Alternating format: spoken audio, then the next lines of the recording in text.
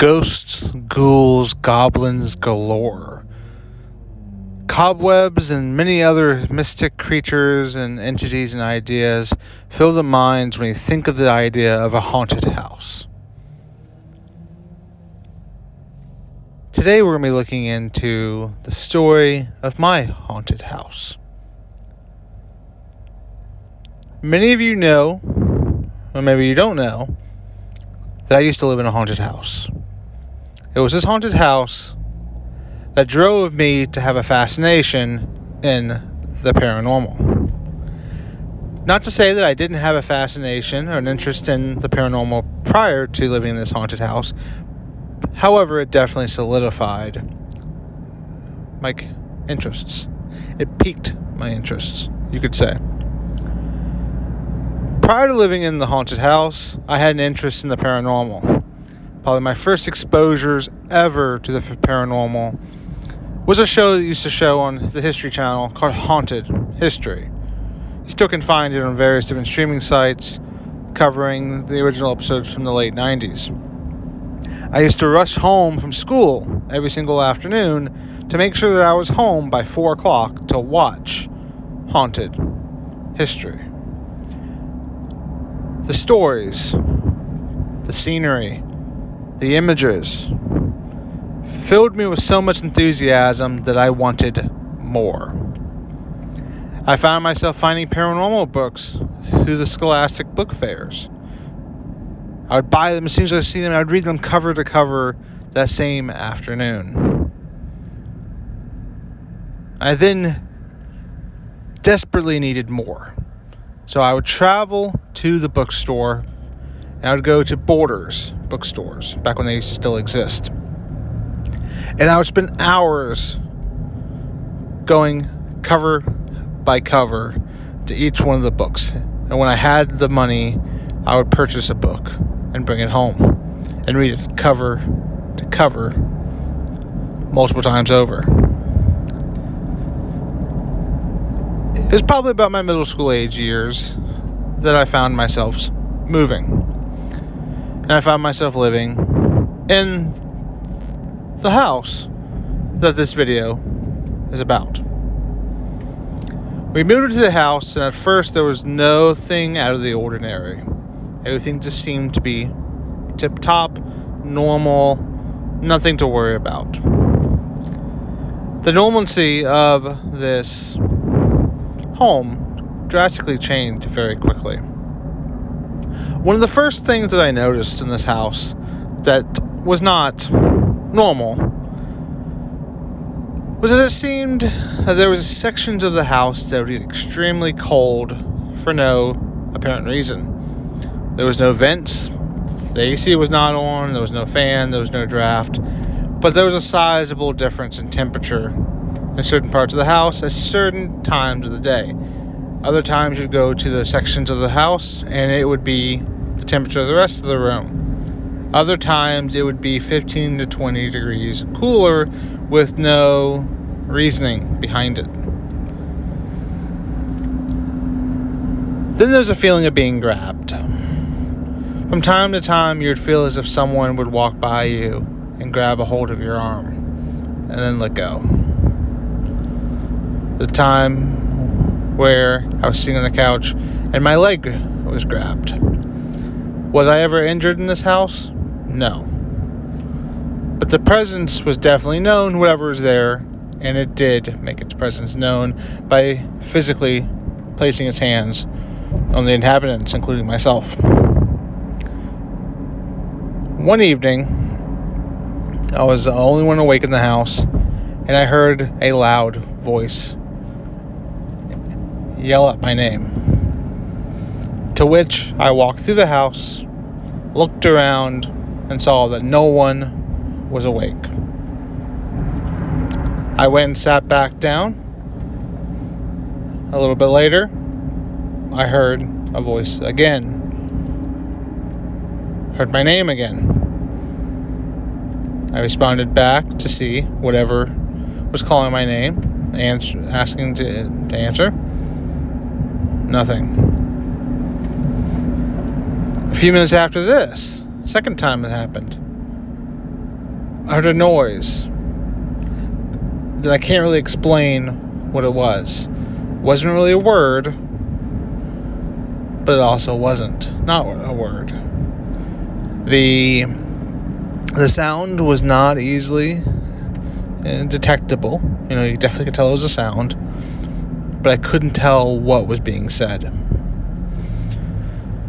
There's other evenings where doors would be locked, and these doors would become unlocked and push open. There was times where the door would push open even while still being locked, to which the average person would think, well, maybe the door wasn't pushed all the way in. So there was times where I would make sure the door was pushed all the way until it clicked into the door jamb, and the door would open. Sometimes you'd think of pressure, sometimes you would think of the air conditioning unit. Sometimes when it kicks on and kicks off, sometimes it causes a pull or a push that can lead to doors opening.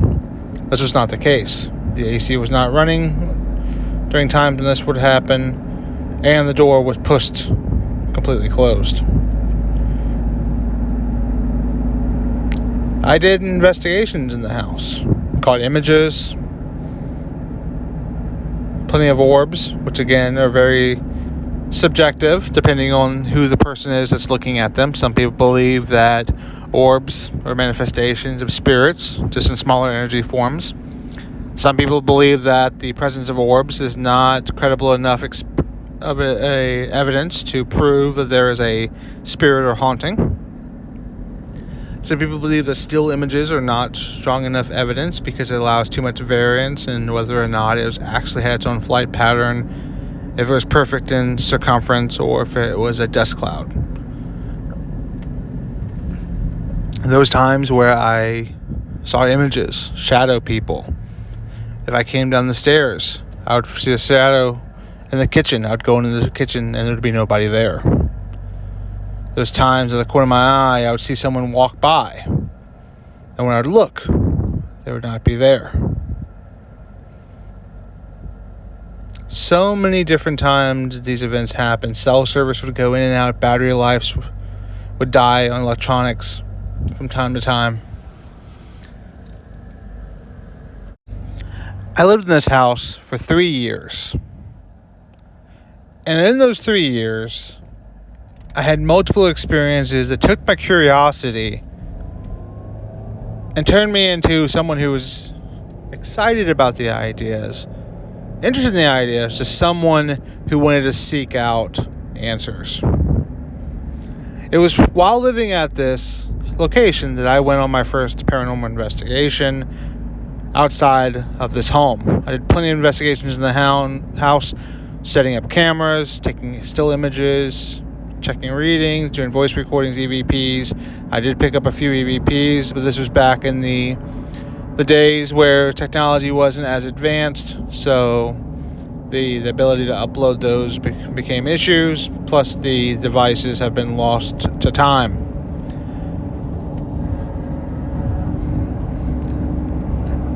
I wanted to share this story so that all of you, the viewers, can kind of figure out a little bit of the backstory as to why I study and travel to and educate people on paranormal activities and haunted locations. I spent these 3 years living in this house. I spent most of my lifetime studying and researching and learning on the topics, as well as various other historical and other interesting topics that I believe to be interesting. So the house that I'm showing you here is the house. This was the house that I lived in when I was, for those 3 years, in that haunted location. This was the haunted house. From the outside, it looks just like any average house. But within the walls of this house lives an entity. I could never determine the actual identity. Throughout various different forms of communications, I was able to decipher the name William. I had never had the opportunity to dive into the historical significance of the name William, whether or not it was someone who lived on this property at some point in time. The house is only over 30 years old, so it definitely had to be something from a previous time period in history. I'll let you guys all know. If I am able to find out who William was. Was he a settler? Was he someone who lived here before? Or was he someone passing through? Is this a residual haunting? Is this a intelligent haunting? As always, continue to look for history and film. I wanted to share with all of you where this all began from a historical and haunted standpoint. As always, look for history and film. Please subscribe to the channel. Some of these videos lately have not been super enthusiastic. I know we've unfortunately lost some viewership recently. Lost a few subscribers, which is unfortunate. Hopefully, they might come back in the future. As I always say, my content changes. I have so many different types of content, from haunted locations such as this one, to filming locations, to true crime locations, to famous graves, to historical places, to theme parks, to sports. There's so many different areas that I cover on my channel that there's a little bit of something for everyone.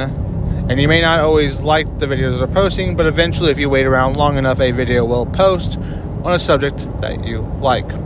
For those that are here, as always, I appreciate the support so much. I plan on so many new things coming in store. With this being the month of October and Halloween, I wanted to share a little bit about what got me into the paranormal. I have a lot of true crime coming. I have some haunted graves, haunted locations coming. I have some famous graves coming. I have some theme park locations coming. I have some historical places coming, and I have some filming locations coming. Catch you guys in the next vlog. Have a great day, everyone.